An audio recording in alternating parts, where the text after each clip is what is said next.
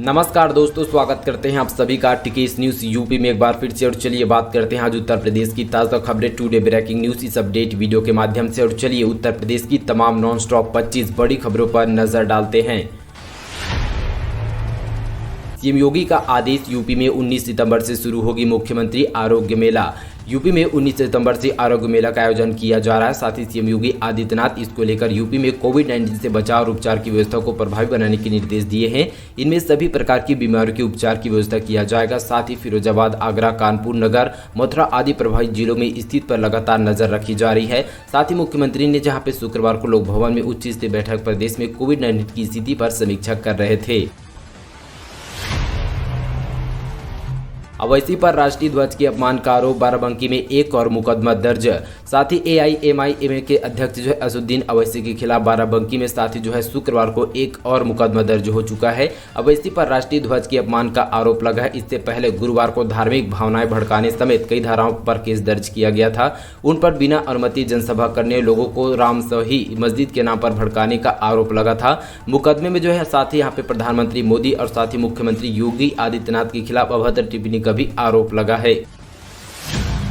मथुरा वृंदावन का 10 किलोमीटर क्षेत्र तीर्थ स्थल घोषित, अब शराब मांस की बिक्री पर पाबंदी।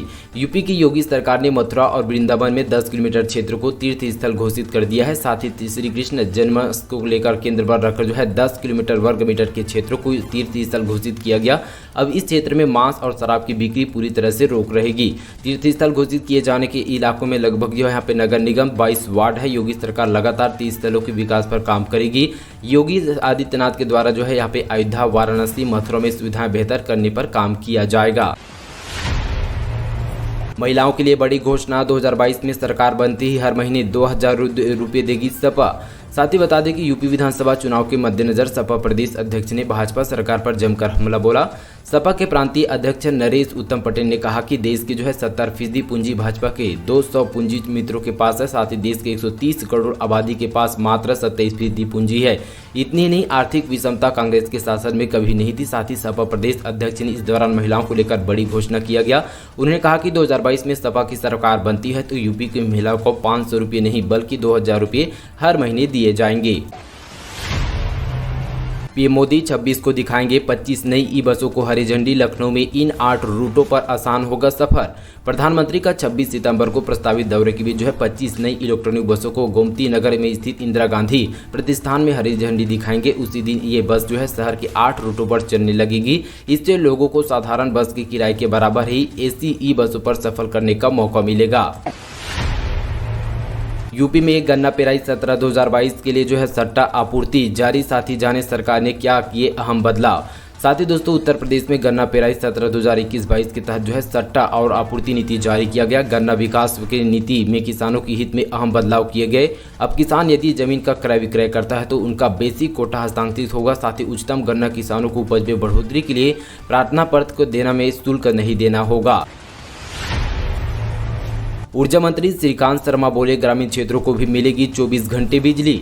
ऊर्जा मंत्री जिले के प्रभारी श्रीकांत शर्मा ने कहा कि अब ग्रामीण क्षेत्रों को 24 घंटे बिजली मिलेगी। इसके लिए पावर कॉर्पोरेशन में तैयारी शुरू कर दी है। उन्होंने कहा कि प्रधानमंत्री ने गरीबों को कुकिंग गैस कनेक्शन के देकर उनके घरों पर धुएं को दूर कर दिया है। साथ ही ऊर्जा मंत्री ने शुक्रवार को बिजौरी मार्ग पर स्थित महाराजगंज लान पर आयोजित प्रबुद्ध वर्ग सम्मेलन को संबोधित कर रहे थे। साथ ही उनके पहुंचने पर भाई बहनों ने फूल माला और साथ ही पहनकर स्मृति चिन्ह भेंट स्वागत किया गया।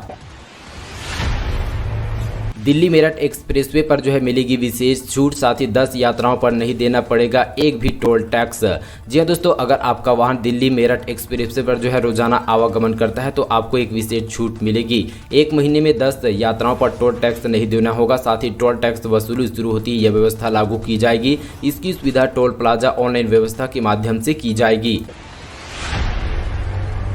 संक्रामक रोगों से निपटने को यूपी में बढ़ेगी सुविधाएं। प्री फैक्रेटेड वार्ड बनाकर बढ़ाए जाएंगे 19,000 बेड। साथ ही कोरोना वायरस संक्रमण के बाद अब डेंगू और वायरल फीवर बढ़ने के प्रकोप लोगों को बचाने के लिए उत्तर प्रदेश के स्वास्थ्य विभाग ने कमर कस ली है।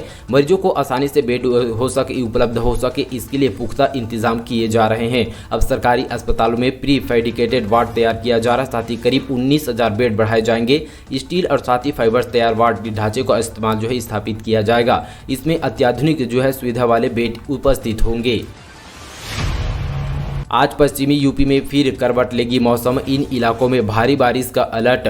मौसम विभाग ने अगले 24 घंटों के दौरान पश्चिमी उत्तर प्रदेश के कुछ इलाकों में भारी बारिश होने का अलर्ट जारी किया है। इस अवधि में प्रदेश के अन्य हिस्सों में कुछ स्थानों पर गरज चमक के साथ बौछारें पड़ सकती है। वहीं आज को आगरा, फिरोजाबाद, मुनपरू से लेकर आसपास के इलाकों में 1 या 2 स्थानों पर भारी बारिश या गरज चमक के साथ बौछारें पड़ने का अनुमान है। साथ ही रविवार को भी मथुरा, आगरा, फिरोजाबाद व आसपास के इलाकों में भारी बारिश होने और साथ ही कहीं गरज चमक के साथ बौछारें पड़ने की उम्मीद है। तो साथ ही सोमवार को भी आगरा के आसपास के इलाकों में बारिश हो सकती है। यूपी चुनाव 2022, महिलाओं किसानों पर ध्यान, बांटेंगे फ्री लैपटॉप, स्मार्टफोन, ऐसा होगा सपा का घोषणा पत्र। उत्तर प्रदेश की सत्ता में वापसी दिख रही है। समाजवादी पार्टी 2022 में कोई असर नहीं छोड़ना चाहती। कहा जा रहा है कि सपा के 2022 विधानसभा चुनाव के घोषणा पत्र में समाजवादी पार्टी जो है पेंशन योजना, मुफ्त लैपटॉप, छात्रों के लिए मुफ्त स्मार्टफोन, डेटा, महिलाओं के नाम पर प्रॉपर्टी रजिस्ट्रेशन कराने एवं स्टाफ ड्यूटी पर जो है ज़्यादा रिबेट और साथ ही सरकारी नौकरी पूरी तरह से घोषणा पत्र पर शामिल हो सकता है। राष्ट्रपति रामनाथ कोविंद का प्रयागराज दौरा, आज इलाहाबाद एससी के कार्यक्रम में होंगे शामिल।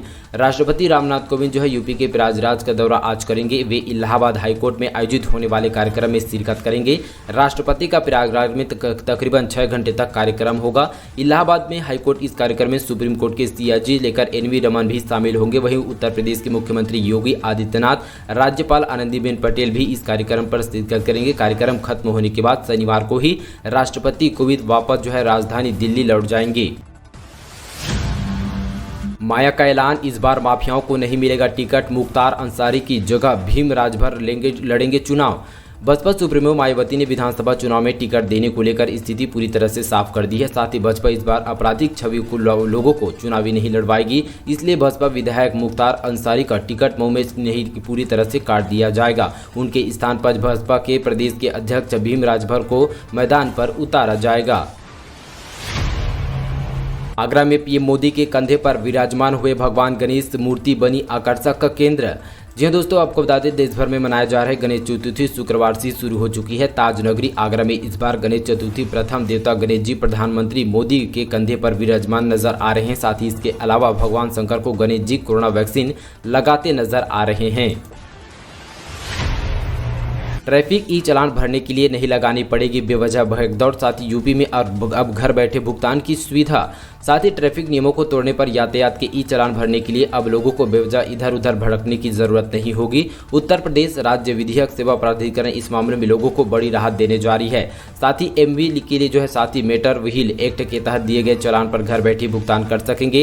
राज्य विधिक सेवा प्राधिकरण इसके लिए राष्ट्रीय विधिक सेवा प्राधिकरण की मदद से एक सॉफ्टवेयर विकसित किया जा रहा है ताकि लोग जो है अदालत में आने वाले एमवी एक्ट के मामलों का निस्तारण घर बैठे ही किया जा सके। प्रियंका का बड़ा फैसला, सितंबर के अंत में शुरू होगी कांग्रेस प्रतिज्ञा यात्रा। प्रियंका गांधी के निर्देश पर कांग्रेस प्रतिज्ञा यात्रा हम वचन निभाएंगे के नाम पर जो है बस यात्रा निकाली जाएगी, जो गोरखपुर, अयोध्या, बनारस, सहारनपुर, आगरा और झांसी जैसे यूपी के 5 अलग अलग हिस्सों से एक साथ निकाली जाएगी। कांग्रेस की यह प्रतिज्ञा यात्रा करीब 12,000 किलोमीटर से अधिक की दूरी पर जो है तय कर हर बड़े गाँव और छोटे कस्बों पर गुजरने वाली है। यूपी के 33 जिलों में कोरोना से पूरी तरह से मुक्त, 24 घंटों में केवल 11 नए मामले सामने। साथ ही यूपी के 33 जिलों में कोरोना पूरी तरह से मुक्त हो चुके हैं और इस 33 जिलों में एक भी कोरोना संक्रमितों की पहचान नहीं किया गया। साथ ही दोस्तों आपको बता दें कि राज्य के 67 जिलों में जो है कोरोना मामला का एक भी केस नहीं पाया गया है। राज्य में इस समय एक्टिव केसेस की संख्या 199 है। योगी सरकार की सख्ती या पुलिस एनकाउंटर का डर, साथ ही शपथ पत्र देने सुधरने की बात कह रहे हैं माफिया। साथ ही यूपी सरकार से सख्ती की वजह से अब जो है शराब माफिया अब खुद शपथ पत्र देकर सुधरने की बात कह रहे हैं। साथ ही मुख्यमंत्री योगी आदित्यनाथ के निर्देश पर प्रदेश स्तर पर पहली बार 586 मादक पदार्थ और शराब माफियाओं को चिन्हित कर 3,421 मुकदमे दर्ज किए गए। साथ ही 400 जो है यहाँ पे 34 आरोपियों को गिरफ्तार किया गया। पेट्रोल डीजल की कीमत और महंगाई पर बोले मनोज तिवारी, फ्री वैक्सीन मिल रही है, कहीं तो मैनेज करना होगा। भाजपा सांसद मनोज तिवारी ने पेट्रोल डीजल की बढ़ती कीमतों को मुफ्त में लगा रही कोरोना वैक्सीन से जोड़ दिया है। साथ ही उन्होंने कहा कि देश भर में लोगों को मुफ्त में वैक्सीन लगाई जा रही है, ऐसे में सरकार को कहीं न कहीं तो इसको मैनेज करना पड़ेगा। गीडा में खुलेगा प्रदेश का पहला स्टेट इंस्ट्रक्चर ऑफ होटल मैनेजमेंट। साथ ही प्रदेश के पहले स्टेट इंस्ट्रक्चर ऑफ होटल मैनेजमेंट के लिए प्रशासन की ओर से जो है चिन्हित जमीन का पर्यटन विभाग ने अनुपयोगी बता दिया है। साथ ही विभाग की ओर से इसके लिए गीडा में जमीनें तलाशने की बात कही गई है। इस बाबत पर पर्यटन महानिदेशक का पत्र आने के बाद गोरखपुर के डीएम ने गीडा के सीईओ को पत्र लिखकर जमीन चिन्हित करने का कहा गया। पत्र लिखने के बाद जो है गीडा के सीईओ ने जमीन चिन्हित करने की प्रक्रिया शुरू कर दी है।